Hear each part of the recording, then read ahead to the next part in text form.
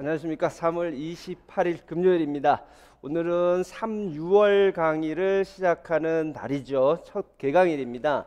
개강일인 만큼 제가 별도로 기존에는 3-6월 강의에 대해서 안내해 드린 바가 없기 때문에 이제 수강하시는 우리 선생님들을 위해서 간략하게 3-6월 강의 어떻게 진행할지에 대해서도 설명을 드리고, 설명이 끝난 다음에는 이어서 우리 선생님들에게 한 몇 가지만 제가 공지사항 말씀드리고 나서 수업 바로 시작할 수 있도록 하겠습니다.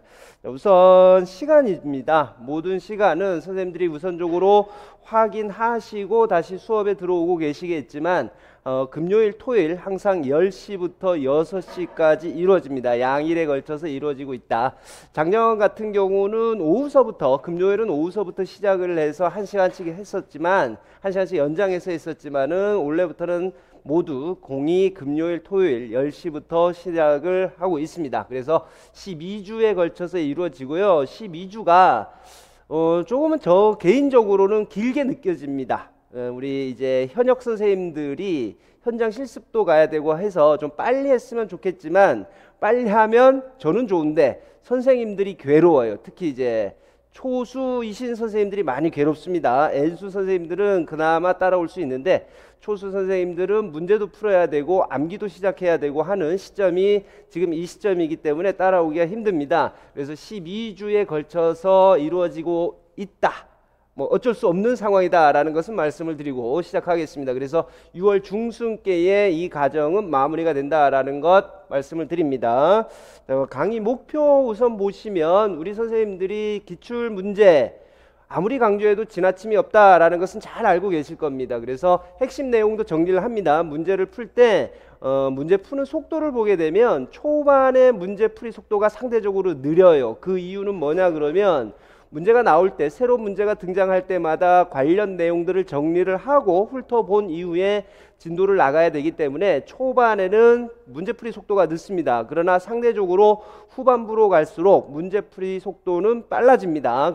이와 같은 과정들을 통해서 핵심 내용도 정리를 하고 추후에 어떠한 문제들이 출제될 수 있을까라는 출제 경향까지도 같이 언급하는 시간 갖도록 하겠습니다. 강의 내용 우선 살펴보시면 17년간의 기출문제를 풀이를 합니다.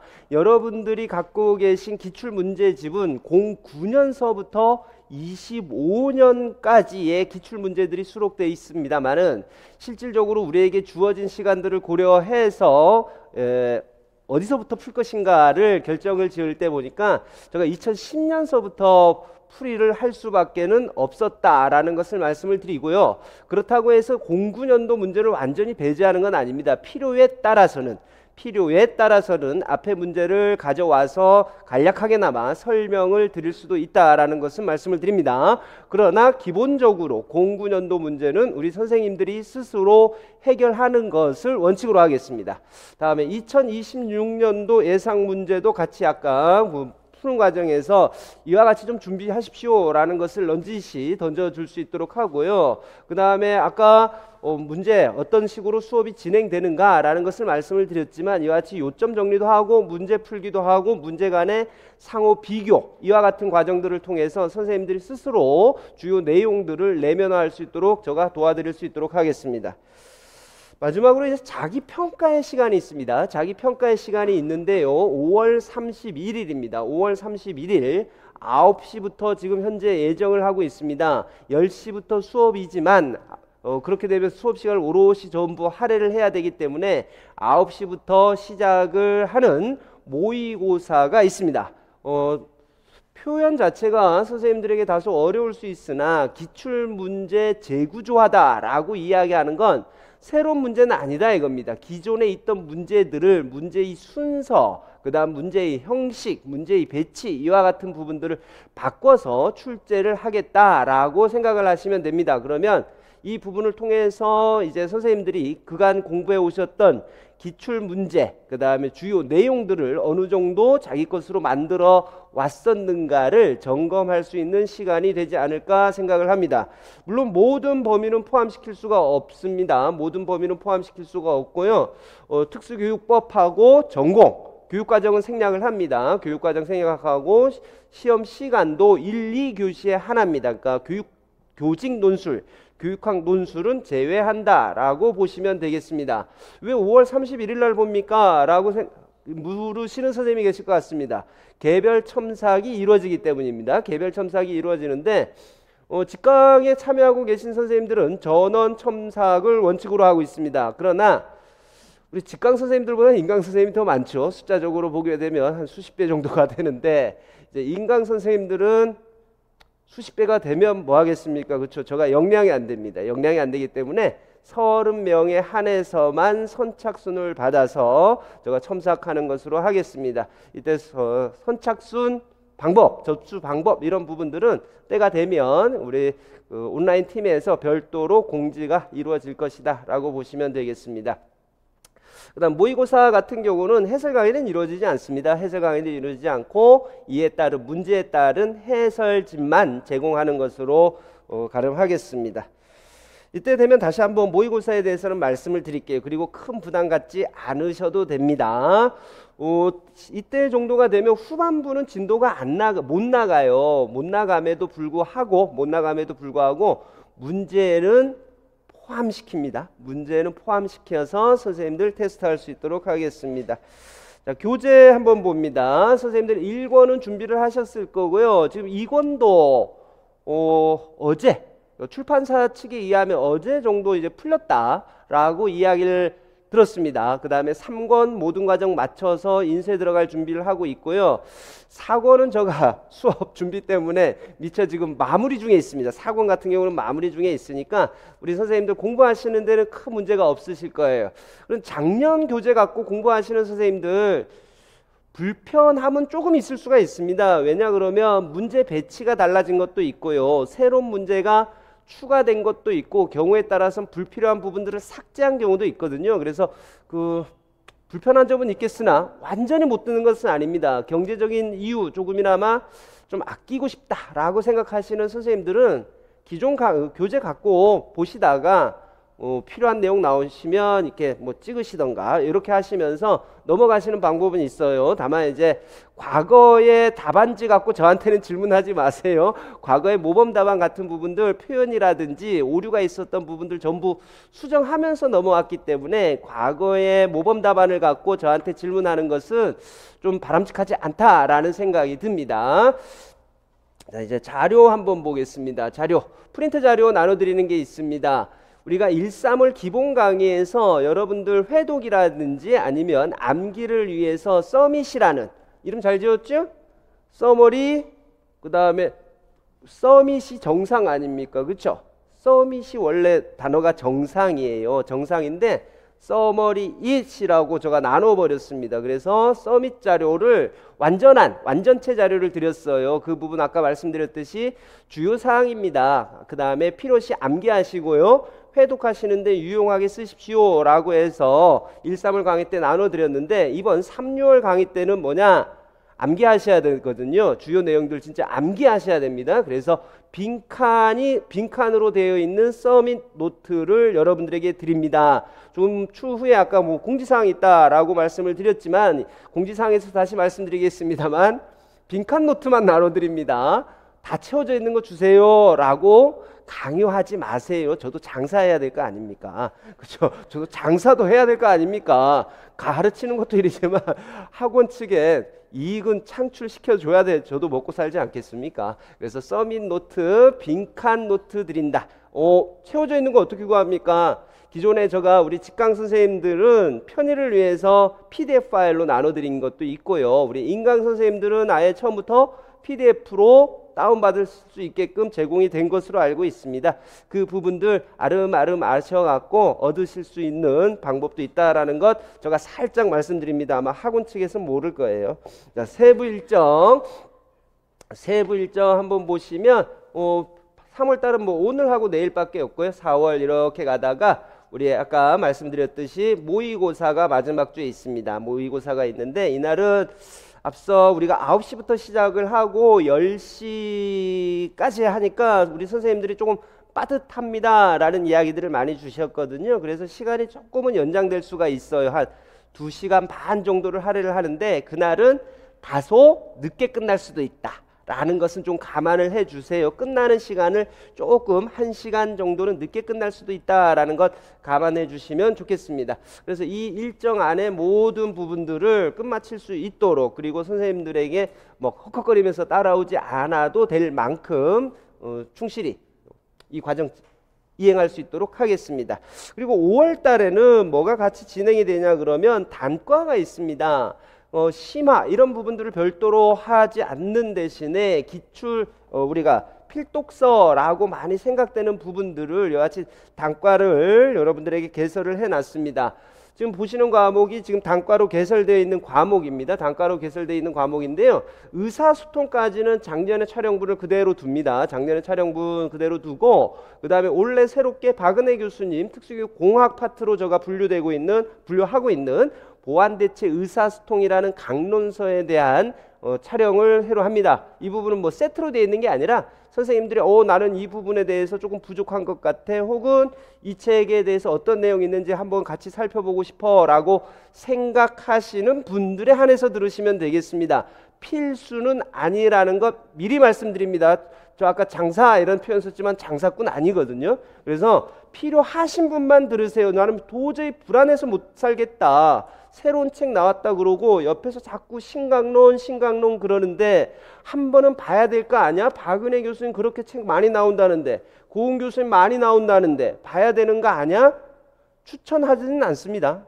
추천하지는 않습니다. 저가 찍어놓고도 추천하지는 않습니다. 저의 강의를 추천하지 않는다라는 게 아니라 왜 그렇게 목매면서 보느냐, 이 부분에 대해서 반대한다라는 이야기입니다. 그래서 조금 더 보고 싶다, 심화의 측면에서 좀 더 보고 싶다, 혹은 심리적인 안정을 위해서 나는 보고 싶다라는 분들은 한번 보시기 바랍니다. 그러면 모르지 않습니까?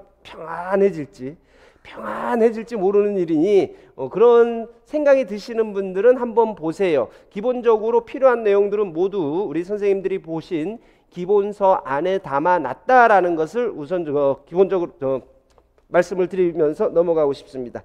자, 이렇게 해서 이제 3, 6월 강의에 대해서는 말씀을 드렸고, 이제 오늘서부터 진행되는 강의와 관련해서 몇 가지만 좀 말씀을 드릴 수 있도록 하겠습니다.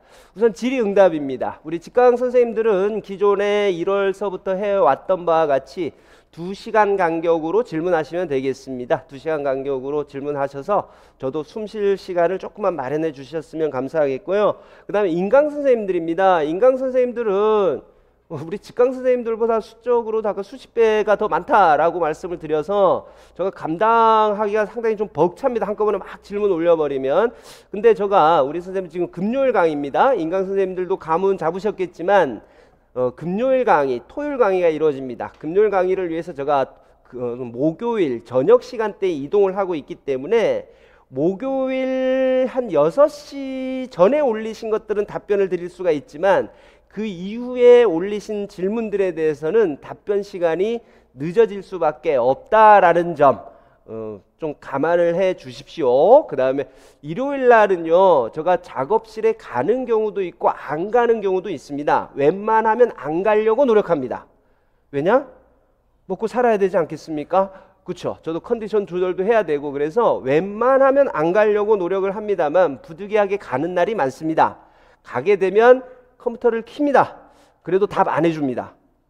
답 안 해줍니다. 일요일은 공식 휴무일이라고 생각해 주십시오. 그래서 월요일, 화요일, 수요일, 목요일 오후 시간까지 여러분들 올리신 답변에 대해서만 답변이 이루어진다라고 보시면 되겠고, 서브 노트 아까 말씀드렸죠.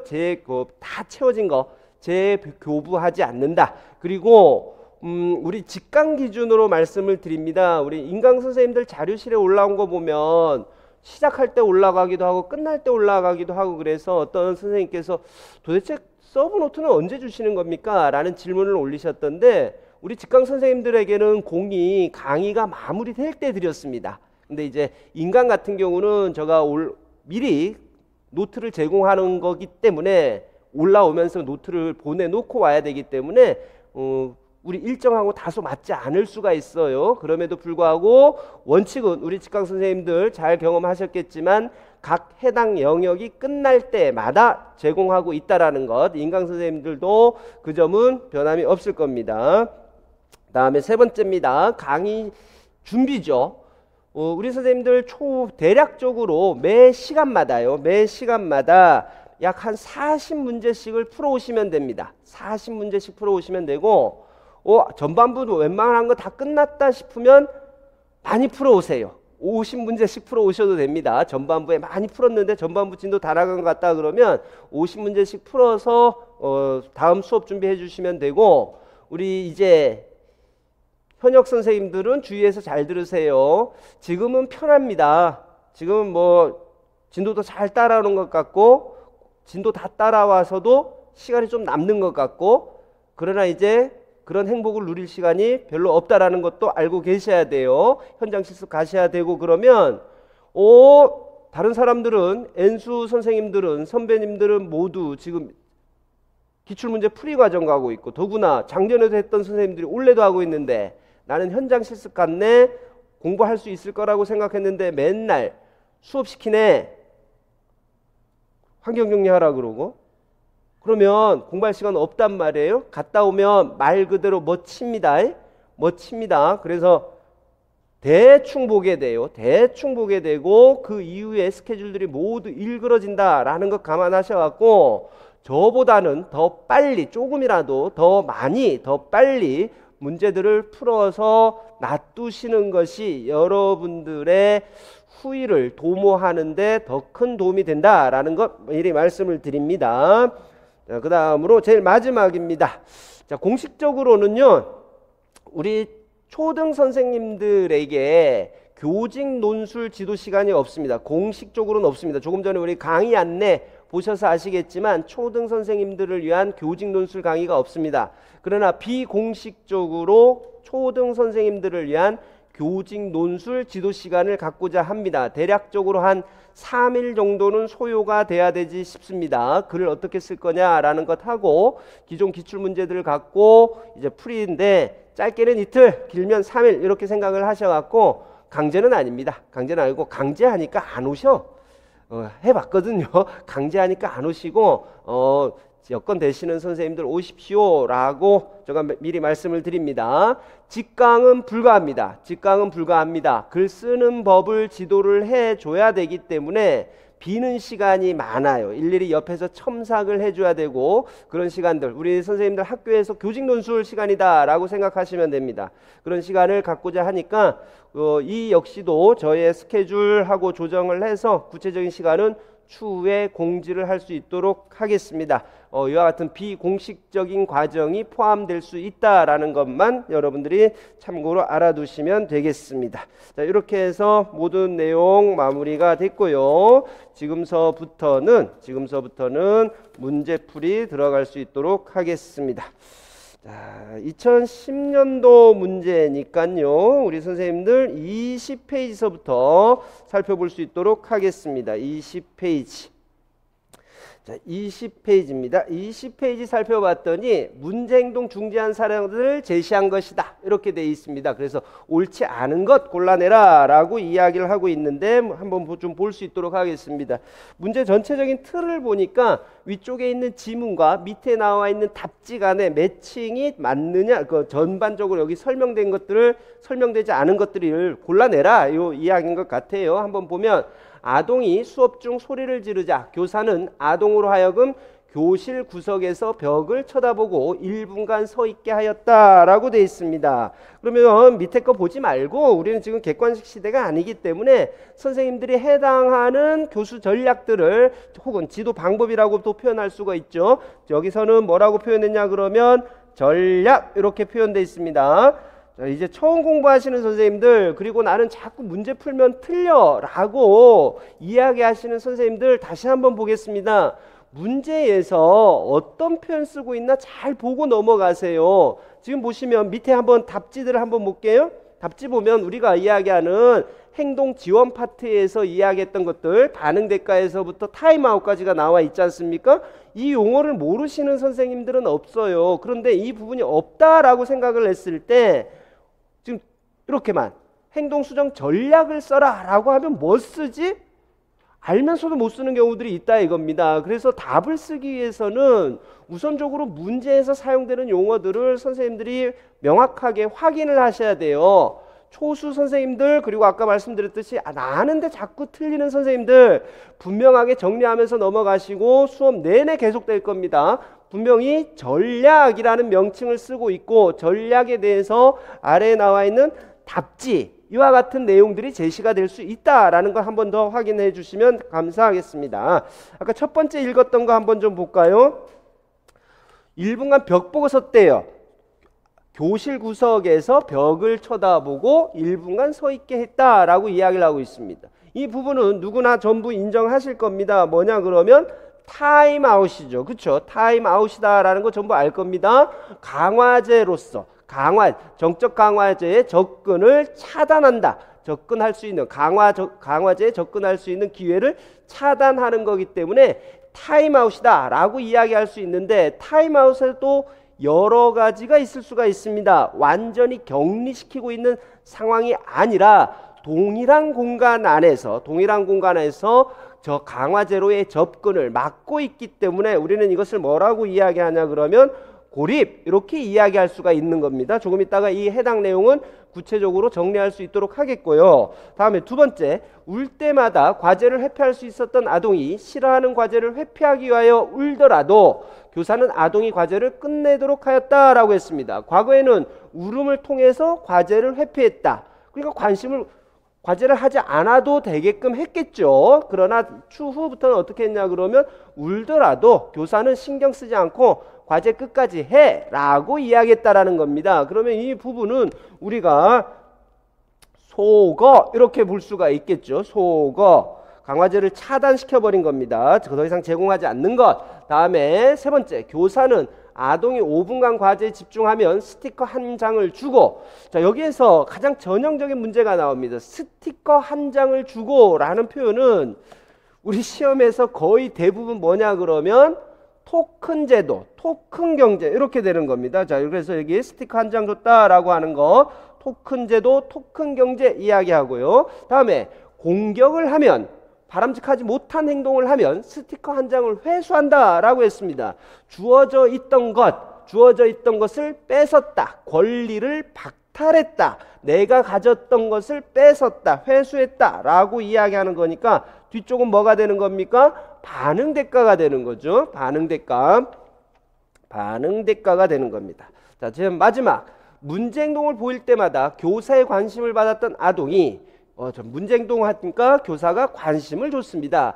관심을 끌게 물건을 집어던지는 행동을 하더라도 이제 비록 바람직하지 못한 행동을 하더라도 문제 행동에 관심을 기울이지 않고 무시했다. 제일 마지막은 아예 단서까지 줘버렸습니다. 이것을 우리는 뭐라고 이야기하냐 그러면 속어 이와 같이 이야기할 수가 있겠죠. 자 그러면 여기 안 나와 있는 거 반응 대가 나왔고 속어 나왔고 토큰 경제 나왔고 타임아웃 특히 고립 이렇게 친절하게 나왔다. 안 나온 것은 지금 과잉 교정 이 부분이 지금 제시가 되지 않았다라고 이야기할 수가 있겠습니다. 자 제일 먼저 나왔던 게 배제 타임아웃 이야기가 돼 있었는데요. 배제 타임아웃 중에서도 고립 타임아웃 나왔는데 타임아웃에 대해서 한번 좀 살펴볼 수 있도록 하겠습니다.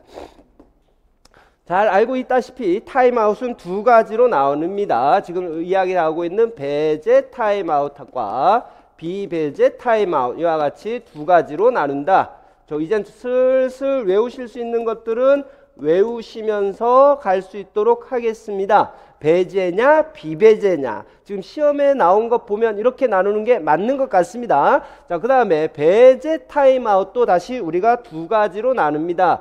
고립을 시켰느냐 아니면 격리를 시켰느냐 이와 같이 두 가지로 구분을 하더라. 기억하고 계십니까? 고립 타임아웃 같은 경우는 지금 우리가 문제 풀었던 것 중에 제일 상단에 위치해 있는 게 고립 타임아웃입니다. 별도의 장소로 이동시키지 않습니다. 즉 격리 타임아웃이라는 것은 독립된 장소라고 독립된 장소임이 분명히 언급될 수밖에 없다라는 겁니다. 독립된 장소에서 타임아웃을 하게끔 한다라고 이야기하면 격리 타임아웃이고, 고립 타임아웃이라는 것은 뭐냐 그러면 활동 장면으로부터 떨어지게 하는 것입니다. 활동 장면으로부터 떨어지게끔 해서 이제 강화제로 차단하는 것. 장면으로부터의 분리 이렇게 해야 되겠죠. 이렇게 해서 강화제로의 접근을 막는 것을 이야기했다. 시험 문제를 보게 되면 거의 열의 9은 어떤 상황으로 가정하고 있냐 그러면 교실 뒤라고 이야기를 합니다. 교실 뒤에서 벽을 쳐다보게 한다, 혹은 교실 뒤로 가 있게 한다 라고 이야기하는 것들이 고립 타임아웃입니다.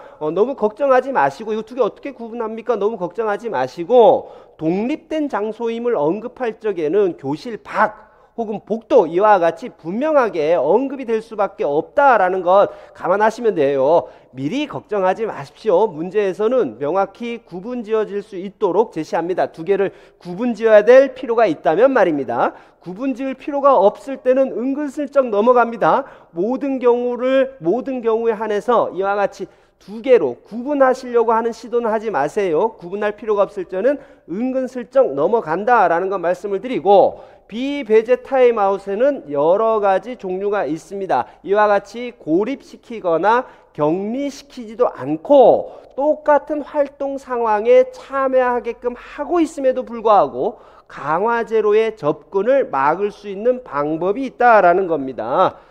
의도적 무시 이렇게 이야기하죠. 아동이 아무리 무엇을 하더라도 쌩까는 것, 의도적 무시 이렇게 이야기하고요. 그 다음에 특정 강화제를 제거해버리는 방법도 있습니다.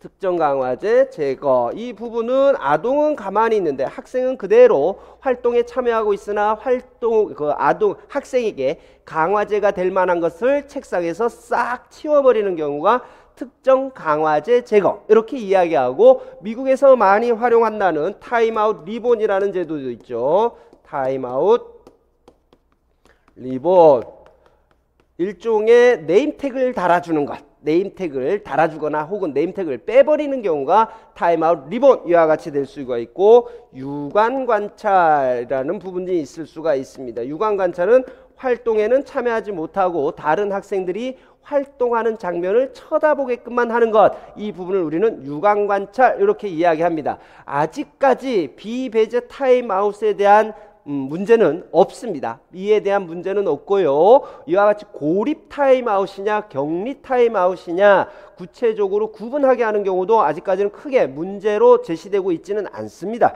자, 이 정도까지 여러분들이 알아두시면 되겠습니다. 자, 다음으로 14번 갑니다.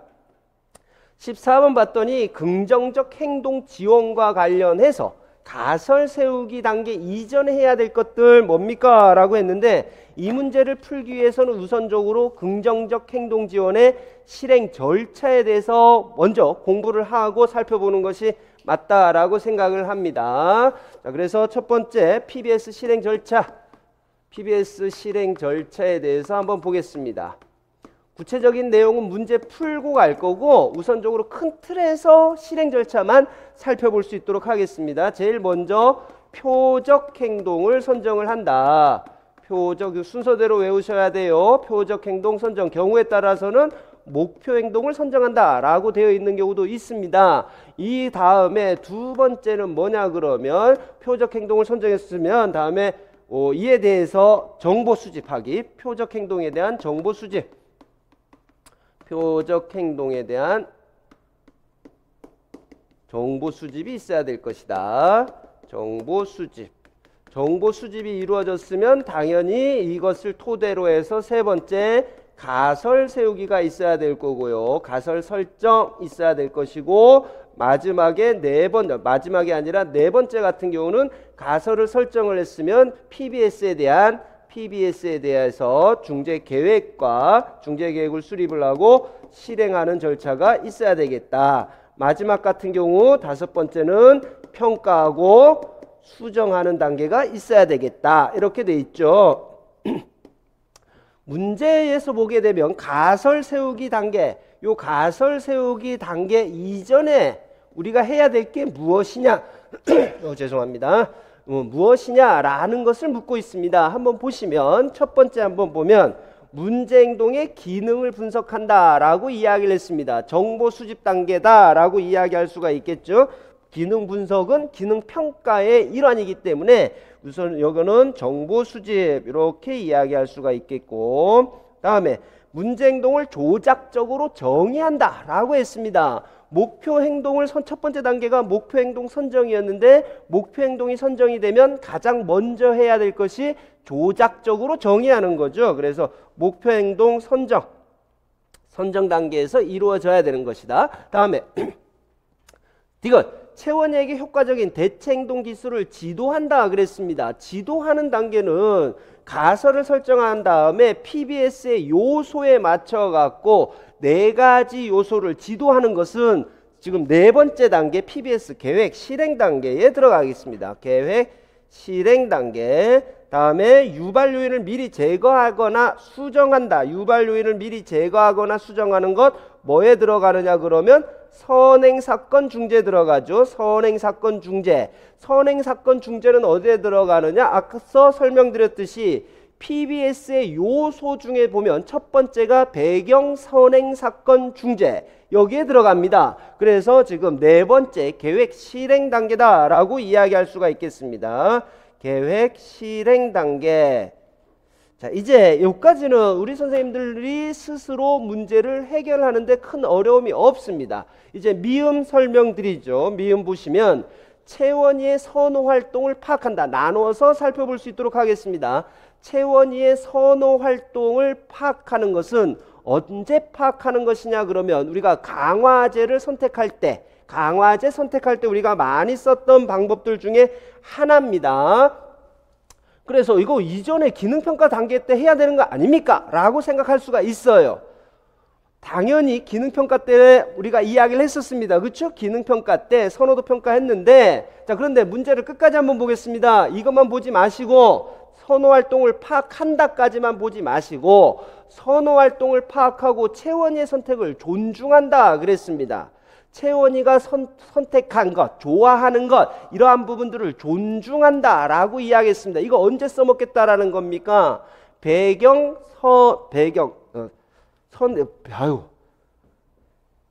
선행 사건 중재 때 선택하기 있었죠.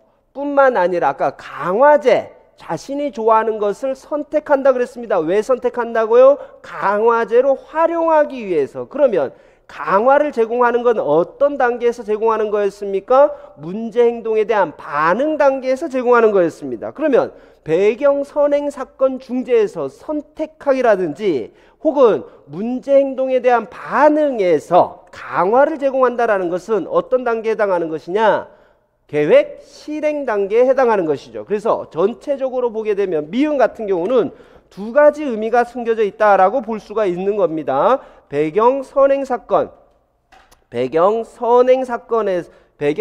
사건에도 포함이 되는 것이고, 앞서 설명드렸듯이 문제 행동에 대한 반응, 여기 2군데 걸쳐 있는 거죠. 그래서 이 부분은 전부 어디냐 그러면 앞서 설명드렸듯이 계획과 실행 단계에 포함이 되는 것이다. 그러니까 미음은 가설 설정 이전 단계가 아니라 이후 단계다라고 이야기를 할 수가 있는 겁니다. 자, 그러면 이제 한 번씩 더 구체적으로 살펴볼 수 있도록 하겠습니다. 정답은 나왔고 기억 니은이네요.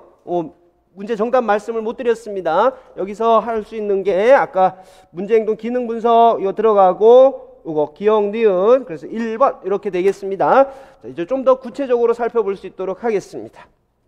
좀 전에 전체 문제 풀이를 위해서 전체적인 틀만 살펴봤다 그러면 이번에는 해당 내용 좀 살펴볼 수 있도록 할게요. 표적 내용, 표적 행동을 선정한다라고 말씀을 드렸습니다. 이때 제일 먼저 해야 될 게 뭐냐 그러면 목표 행동, 표적 행동에 대한 조작적 정의가 있어야 된다라고 했습니다. 이 조작적 정의다라고 이야기하는 건 상당히 중요한 겁니다. 상당히 중요한 거란 말이에요. 조작적 정의가 무엇인지도 알고 있어야 되고 선생님들이 예시를 만들어 낼 수 있어야 되기도 하고 어떠한 용어하고 관련되는가도 정확하게 알고 있어야 됩니다. 이와 관련된 용어가 뭐냐 그러면 신뢰도라는 용어하고 직접적으로 관련이 된다라는 것은 이제 오늘 문제풀이 과정 중에서 우리가 알 수 있는 것이고, 측정 가능하고 관찰 가능한 용어로 우리가 기술해야 되는 것.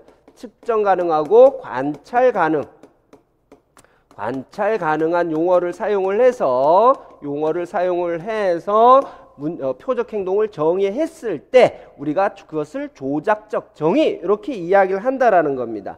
다음으로 이와 같이 표적 행동에 대해서 조작적 정의가 이루어지면 이제 다음으로 해야 될 게 표적 행동에 대한 정보를 수집하는 것이다. 어떠한 방법을 써서 우리가 이 부분을 하느냐? 행동의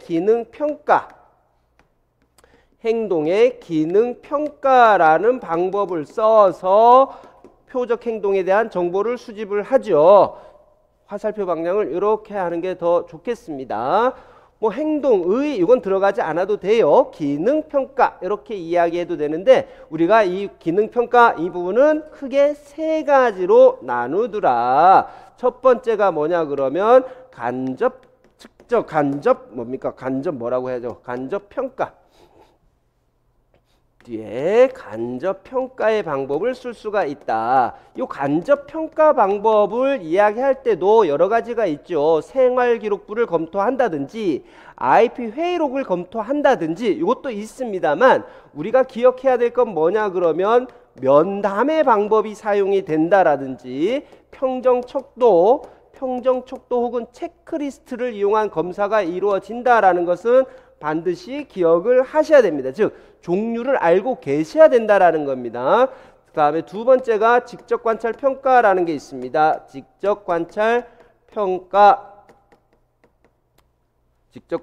평가가 있고요. 이 안에도 여러 가지가 있습니다만 지금은 언급하진 않겠습니다. 제일 마지막이 뭐냐 그러면 기능 분석이다라는 방법을 사용을 하고 있습니다.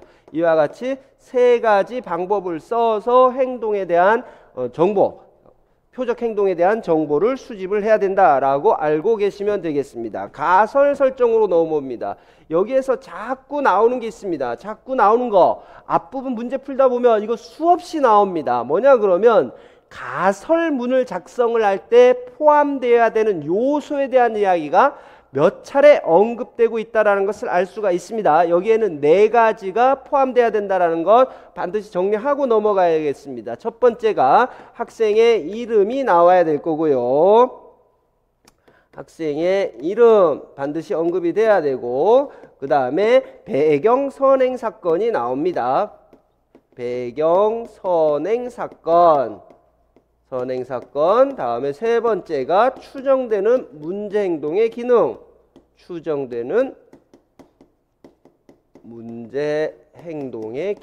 이렇게 되고요. 문제 행동의 기능, 다음에 마지막이 문제 행동. 이와 같이 네 가지 지금 벌써 다 외우셨죠?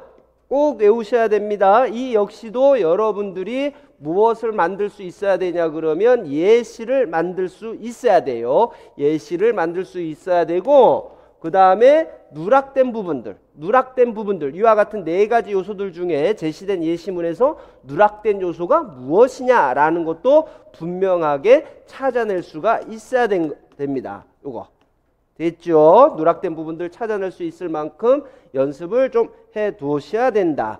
자, 이제 이쪽 지워서 네 번째 거.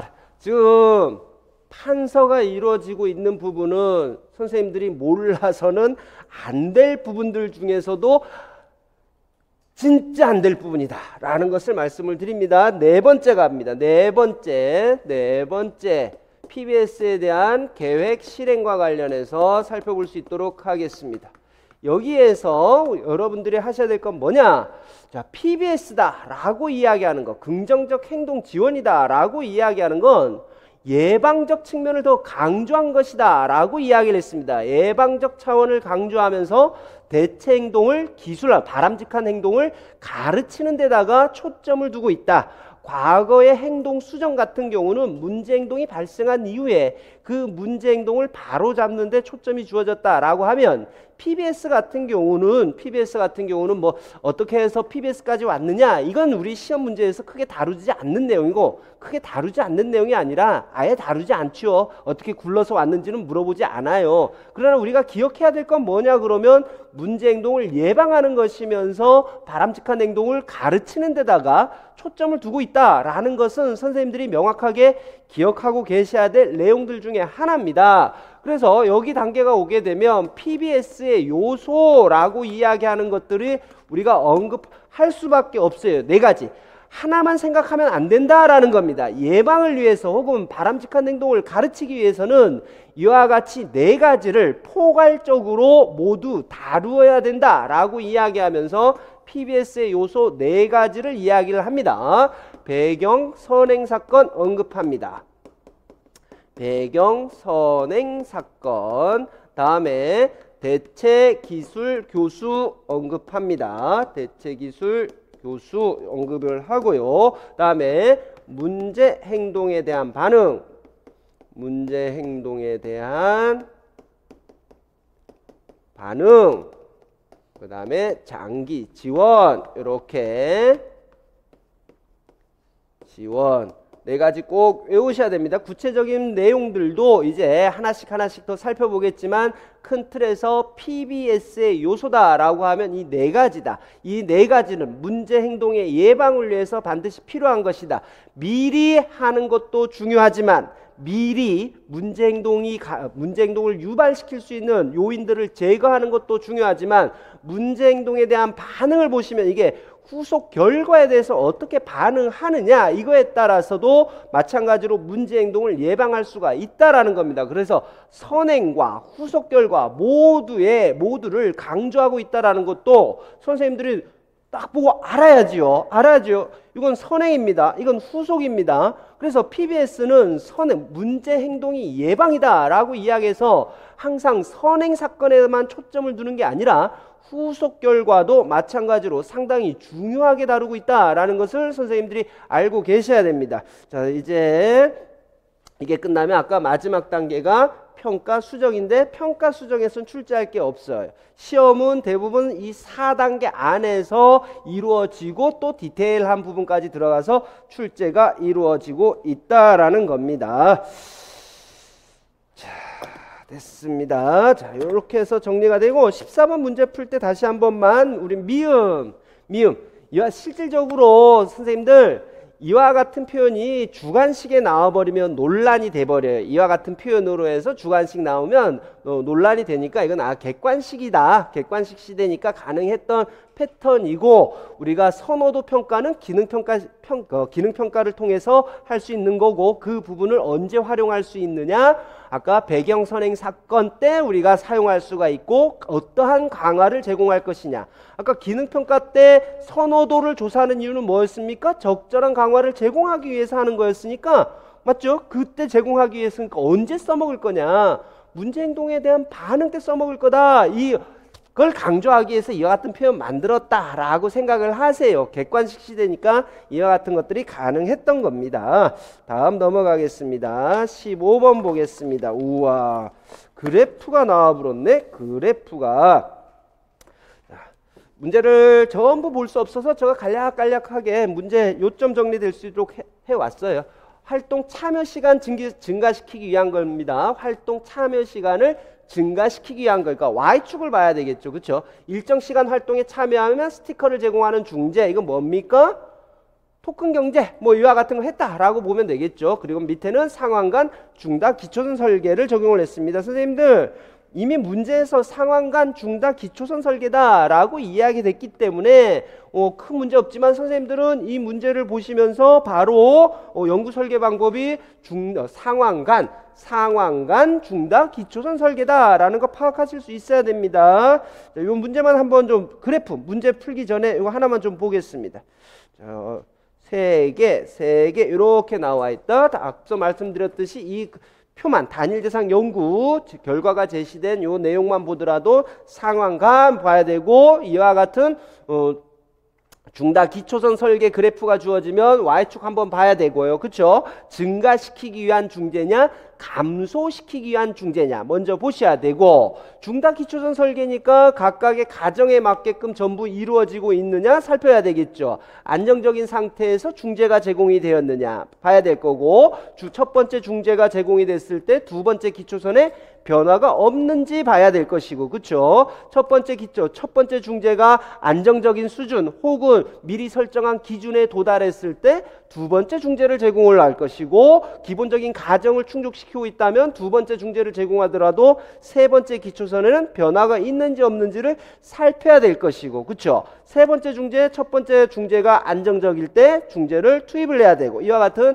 기본적인 중간 기초선 설계가 갖춰야 될 기본적인 조건들을 모두 다 충족시키고 있는지를 전부 검토를 해야 될 겁니다. 문제 볼 수 있도록 하겠습니다. 첫 번째입니다. 첫 번째는 우리를 아주 농락하는 문제가 나옵니다. 진짜 농락하죠?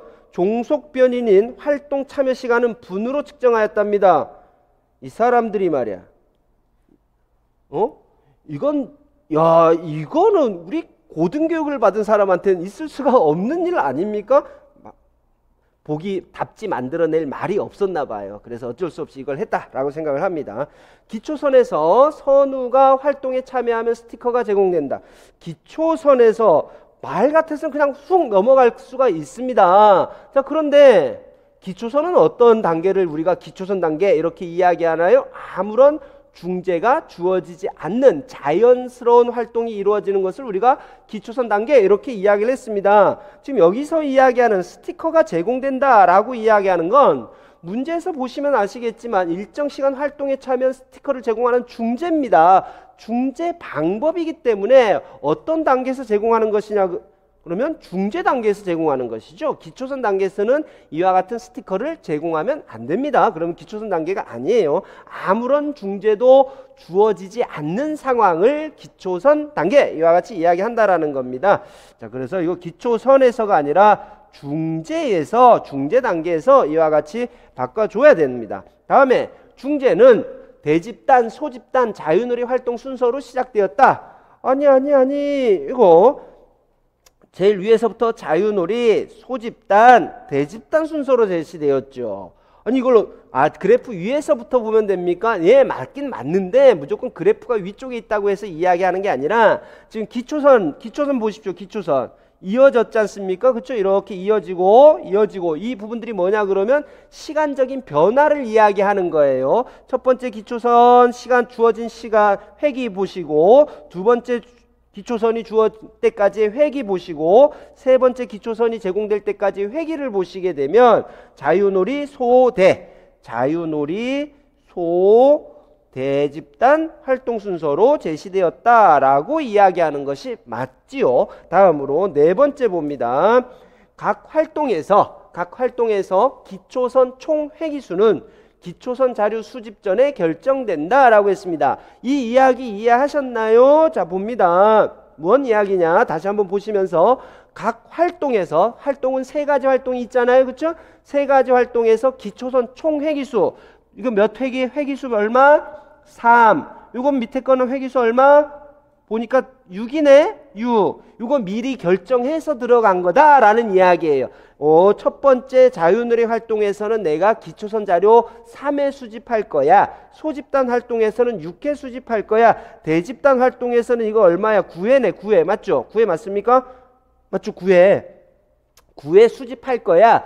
미리 결정하고 들어가는 거다라는 이야기입니다. 맞습니까? 그럴 일은 없습니다. 기초선 단계에서 학생들이 문제행동을 보이고 있는 학생들이 어떠한 반응을 보이느냐에 따라서 안정적인 경향을 보일 때까지 계속적으로 기초선 자료를 수집해 나가는 것이지, 이와 같이 미리 결정해서 들어가는 것은 아니다라는 것을 여러분들이 알고 계셔야 되겠습니다.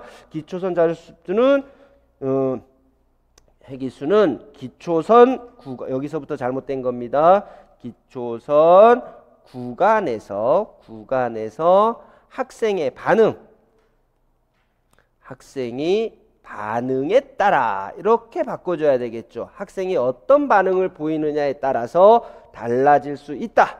다음에 5번 자유놀이 활동, 자유놀이 활동이 제일 위에 거네요. 자유놀이 활동에서 스티커가 제공되자마자 소집단 활동에서 선호의 활동 참여 시간이 증가되었다. 이 내용을 그대로 보면, 표로 보면 이렇게 돼야 된다라는 겁니다. 자, 이렇게. 자유 활동에서 스티커가 제공되자마자, 스티커를 제공하는 것은 중재다. 그렇죠? 중재가 제공되자마자 소집단 활동에서, 소집단 두 번째입니다. 소집단 활동 두 번째, 소집단 활동에서 선의 활동 참여 시간 제공됐는데 뭘 어떻게 하라고요? 어떻게 하라고요? 선의 활동 참여 시간이 증가하였습니까? 증가하지 않았죠. 또한 활동 참여 시간이 증가해버리게 되면 잘못 선정한 겁니다. 이 그래프상으로도 보게 되면 증가하지 않았음을 알 수가 있습니다. 그래서 소집단 활동에서 선의 활동 참여 시간이 증가하지 않았다. 제공되어도 소집단 활동에서 시간이 증가하지 않았다. 증가되지 않았다. 이렇게 보는 거예요. 야, 다 문제를 풀고 나니까 더 기가 찹니다. 제일 쉬운 거 눈 감고도 풀 수 있는 게 정답이야. 그쵸? 나머지 부분들은 쎄빠지게 풀었는데 맞는 게 하나도 없네. 자, 이제 하나만 정리하고 넘어가겠습니다. 자, 그래 정답 1번이었고, 이제 중다기초선 설계에서요, 내적 타당도를 높이기 위해서 반드시 이루어져야 하는 특성 살펴볼 수 있도록 하겠습니다. 자, 적어도 3가지 이상의 행동, 상황, 대상자 동시에 기초선 자료를 수집을 해야 된다. 우리가 중다기초선 설계 이렇게 했을 때는 일반적으로 전부 3가지잖아요. 그렇죠? 그래프가 3개, 3단으로 돼 있다라는 거 생각을 해서 행동간, 상황간, 대상자간 이렇게 해서 3가지에 대한 기초선 자료를 모두 동시에 수집을 해야 된다. 자, 동시에 수집을 하다가 모든 기초선이 자, 3가지 첫 번째 순서대로 해. 3가지 3단이다. 3가지 기초선 자료를 모두 동시에 수집한다. 그러다가 모든 기초선 자료가 안정적이다 라고 하게 되면 그때 뭐를 한다? 첫 번째 표적 행동의 중재를 시작한다. 다음으로 설계의 기본 논리상, 이게 충족돼야 될 것, 기능적으로 유사해야 된다, 기능적으로 독립적이어야 된다 라고 이야기하는 것. 그게 논리상, 기본 논리 이야기하는 거예요. 중재가 주어진 조건에는 행동의 변화가 관찰되는 반면 기능적으로 독립적이기 때문에 나머지 기초선에서는 계속 안정세로 남아 있어야 된다. 무슨 이야기인지 알겠죠? 이것 때문입니다. 기본 논리, 뭐라고요? 기본 논리가 기능적으로 유사해야 된다. 그러나 기능적으로 독립적이어야 된다. 이와 같은 부분들 때문에 나머지 기초선에는 계속 안정세로 남아 있어야 된다라고 이야기를 하고 있고, 자, 첫 번째 됐고요. 이제 두 번째 들어갑니다. 두 번째 그래프. 두 번째 표적 행동에 대한 중재는 첫 번째 표적 행동이 안정된 상태로 개선되거나 미리 정해놓은 중거에 도달했을 때 두 번째 중재를 시작을 한다라고 했습니다. 시험 문제 풀 때 어떻게 하라고요? 왼쪽 보고 위에 봐라. 왼쪽 기초선이 안정적인가 봐야 되겠죠. 안정적인가 봐야 됩니다. 첫 번째 기초선이 투입이 되고 나서 두 번째 기초선도 여전히 안정적인가 다시 한번 하고, 위에 그래프가 첫 번째 중재를 제공한 그래프가 안정세를 유지하거나 혹은 우리가 미리 정해놓은 목표의 중거에 도달했는지 안 했는지는 몰라. 시험에 지금까지 역대 시험에 한 번도 나는 이 정도 수준에 도달할 것을 목표로 삼았습니다. 한 번도 언급해 준 적이 없어. 여러분들 한 번도 못 볼 거야. 그렇기 때문에 대략 확 급증한 다음에 일정 부분 올라가 있다. 혹은 연속해서 3회 내가 원하는 방향으로 증가했다. 혹은 감소했다. 이렇게 하게 되면 됐어, 이렇게 판단하시라고 이야기를 했습니다. 미리 정해놓은 중거에 도달했을 때 시작한다. 1, 2, 3번은 상당히 중요합니다. 그리고 4번은 뭐 굳이 신경 쓸 필요 없습니다. 이와 같은 과정을 세 번째 단계에서도 또 적용해라, 그 이야기인 겁니다.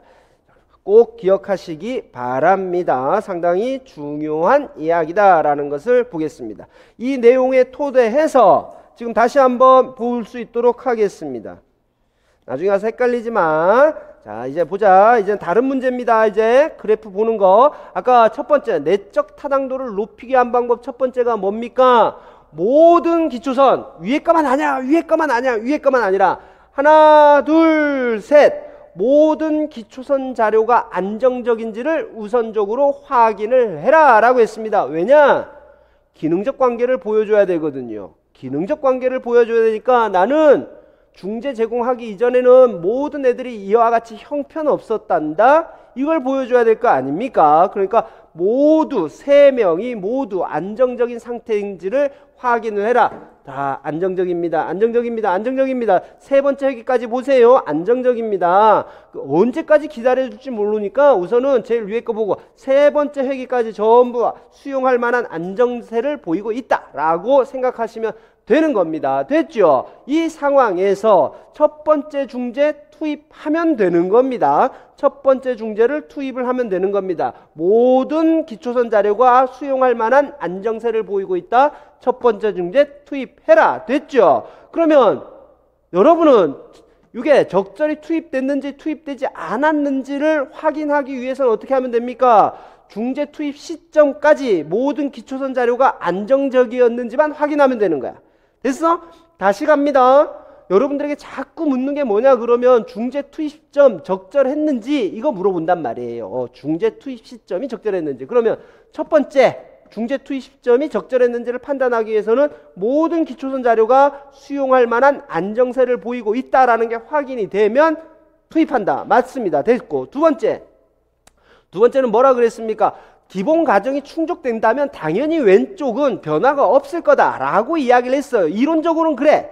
이론적으로는 영향 안 받는단 말이죠. 기능적으로 독립적이기 때문에 중재를 투입했다 손 치더라도 여기 4회기 때 아무 변화가 없어야 되는 게 이론적으로 맞아요. 그러나 시험을 보기 위해서는 어떻게 해야 되냐? 왼쪽 확인해 줘야 됩니다. 왼쪽 이 기초선에 문제가 있는지 없는지 확인해 줘야 되겠죠. 참여 시간 같은 경우 증가시켜야 될 거기 때문에 증가, 상향, 경향, 상향 기초선은 안 돼요.